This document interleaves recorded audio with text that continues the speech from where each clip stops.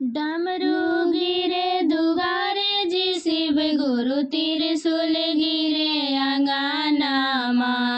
डमरू गिरे दुगारे जी शिव गुरु त्रिशूल गिरे अंगनामा।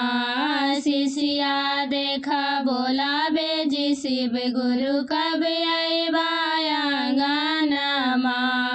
शिष्या देखा बोलावे जी शिव गुरु कब आएबा अंगनामा।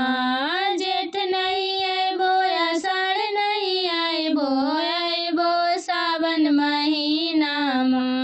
जेठ नहीं आएबो आषाढ़ नहीं आएबो सावन महीनामा। बेला के पतैया पर धूमि रमैबो सावन महीनामा। बेल के पतैया पर धूमि रमैबो रहबो सावन महीनामा। अन धन हमरा घरे में शोभे ना लगे ताबो मानमा। अन धन हमरा घरे में शोभे ना लगे ताबो मानमा।